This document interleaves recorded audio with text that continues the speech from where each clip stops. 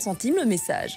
Et c'est peut-être en vacances qu'on découvre des plats de chez nous aussi, il ne faut pas aller bien loin. Si vous partez en vacances en voiture, Yasmine Lamis nous rejoint justement ce matin pour en parler, pour nous guider, nous conseiller. C'est vrai qu'il y a des petites choses à respecter. Bonjour ma chère Yasmine. Bonjour Julie. Bonjour. Vous êtes ravissante comme d'habitude. Merci, j'ai mis ma veste en jeans parce que... Ça fait un petit peu frais dans le studio. Oui, je sais. On a poussé l'airco et je pense que... Voilà, mais vous inquiétez pas, tout va rentrer dans l'ordre. Alors les vacances justement avec vous, c'est en voiture aujourd'hui. Voilà, aujourd'hui les bons plans en voiture. Donc il y a sûrement beaucoup d'entre vous qui vont partir prochainement en vacances en voiture. Et alors ici j'ai quelques bons plans, petits papiers et autres, assurances et autres.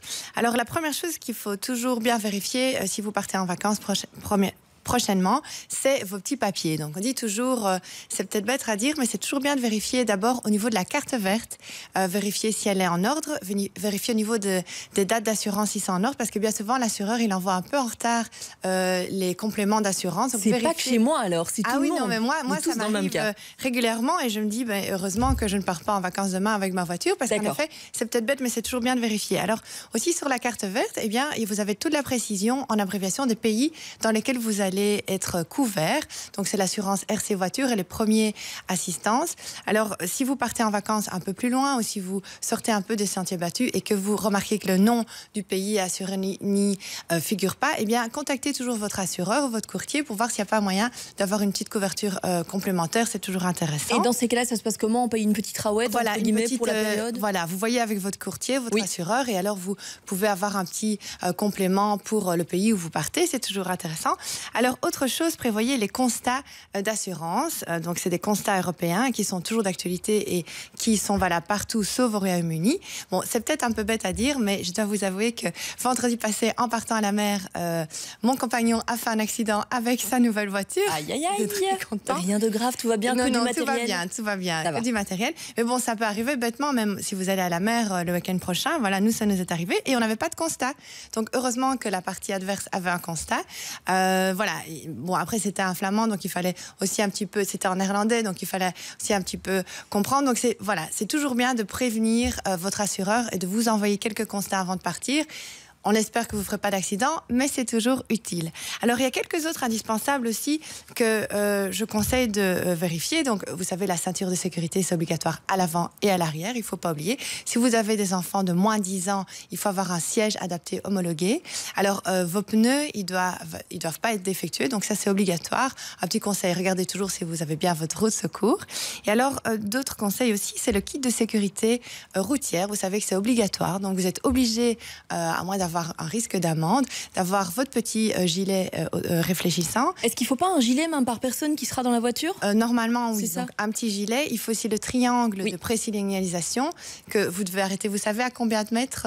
À 30 mètres ou à 100 mètres que vous devez arrêter avant votre voiture. Ça dépend si vous êtes sur une grande route, sur l'autoroute ou sur une petite route. 30 mètres ou 100 mètres. Et alors aussi l'extincteur, la trousse de secours, etc. Donc ça, vérifiez aussi parce que si vous vous faites contrôler, vous avez un risque d'amende si vous n'avez pas ça.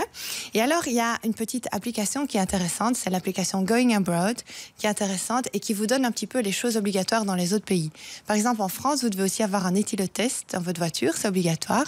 Et alors, d'autres petites choses utiles aussi, c'est par exemple une lampe torche ou une couverture. Si jamais, justement, vous tombez en panne ou si vous faites un accident sur la route et que ça dure quelques heures, voilà, on n'aura peut-être pas toujours le beau temps de ces jours-ci. Donc, c'est toujours utile d'avoir ça. Moi, je dois vous avouer, vu l'accident, le coffre ne s'ouvre plus. Donc, on avait toute une partie des habits qui étaient bloqués. Donc voilà, c'était intéressant d'avoir notre petite couverture et d'avoir quelque chose en plus. Alors, autre chose, justement, le télépéage.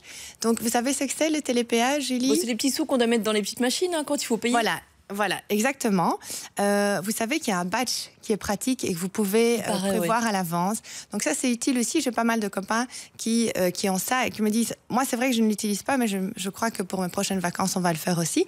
Donc c'est un badge qui permet en fait de passer plus rapidement et alors vous êtes débité plus tard sur votre compte. D'accord. Alors comment ça fonctionne? C'est un badge électronique qui est dans la voiture, dans le pare-brise. Les bornes détectent le badge et alors les barrières s'ouvrent et alors votre montant est débité fin du mois. Vous êtes facturé fin du mois et c'est débité. Alors ce qui est pas mal, c'est que c'est une gain de temps, évidemment, et que vous pouvez le prêter à vos copains, à vos voisins. Donc moi, j'ai des voisins qui se le prêtent entre eux parce que c'est pas nominatif. Et donc, du coup, c'est intéressant. Donc, c'est pas trop cher, c'est plus ou moins 20 € par carte. Et alors, il y a une petite redevance de un peu plus d'1 € par mois d'utilisation. D'accord. Voilà, c'est intéressant. Dans la suite, on parlera aussi des pannes, des accidents. Oui. Que faire dans ces cas-là? Plein de petits trucs et astuces avec Yasmine Naïs. Mais là, pour nous, les amis, nous avons des cadeaux. Ah, bah oui, le matin, on a